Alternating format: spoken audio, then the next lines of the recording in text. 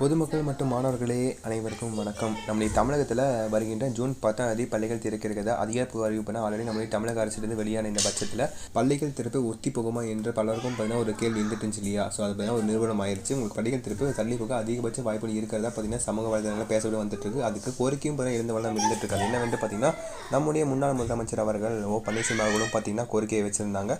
So பள்ளிகள் திறப்பை நீங்கள் கண்டிப்பாக ஜூன் 3ஆவது வாரத்தில் தான் நீங்கள் வச்சு ஆகணும்னு சொல்லியிருக்காங்க. ஸோ திட்டவட்டமாக சொல்லியிருக்காங்க. ஏன்னா மாணவர்கள் பண்ண அந்தளவுக்கு பாதிக்கப்படுறாங்க. இதை நீங்கள் கருத்தில் கொண்டு கண்டிப்பாக நீங்கள் மாணவர்களுக்கு பள்ளிகள் திறப்பை தள்ளி வைத்து ஆக வேண்டும் என்று பண்ணால் கோரிக்கை எழுந்துட்டு இருந்தனால உங்களுக்கு கண்டிப்பாக பள்ளிகள் திறப்பு தள்ளி போக அதிகபட்ச வாய்ப்புகள் இருக்குது. ஓகேங்களா? இதற்கான அஃபிஷியல் நியூஸ் எப்போ வரும் என்று கேட்டிங்கன்னா உங்களுக்கு நம்முடைய தமிழகத்தில் ஜூன் 7, 8, 9 ஆகிய நாட்களில் உங்களுக்கு கண்டிப்பாக உங்களுக்கு வெளியாகும். ஓகேங்களா? இதற்கான அஃபிஷியல் நியூஸ் நமக்கு எப்போ வரும் என்று கேட்டிங்கன்னா 7, 8, 9 ஆகிய நாட்களில் டெஃபினட்டாக வந்துருப்பா. ஓகேங்களா? இன்றைக்கி நாளைக்கு நாளைக்குள்ள உங்களுக்கு ஆலோசனை கூட்டம் நடக்கிறதா சொல்லியிருக்காங்க. இந்த தேதிகளில் உங்களுக்கு ஆலோசனை கூட்டம் நடந்து முடிஞ்சு பள்ளிகள் திறப்பு எப்போது என்று உங்களுக்கு தெரிய வந்துடும். மேக்ஸிமம் 10ஆம் தேதி திறப்பாங்க, அப்படி இல்லைன்னா 12ஆம் தேதி திறப்பாங்க. ஓகேங்களா? ஸோ ஹாப்பியாக இருங்க. வெயிலை சுற்றத்தை மேக்ஸிமம் அவாய்ட் பண்ணிக்கோங்க. ஒரு சில மாவட்டங்களில் கனமழையும் ஒரு சில மாவட்டங்களில் வெப்பம் பார்த்திங்கன்னா மிக அளவில் அதிகமாக இருக்குது.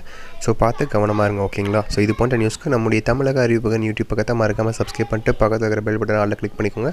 இந்த வீடியோ உங்கள் ஃப்ரெண்ட்ஸ் அண்ட் கிளாஸ்மேட்டுக்கு மறந்துடாமல் ஷேர் பண்ணுங்கள். ஓகேங்களா? ஓகே சின்ன குட்டீஸ் தச்சிட்டு நினைக்கிறேன். வீடியோ தான் என் பண்ணிக்கலாம். Bye students. பாய்.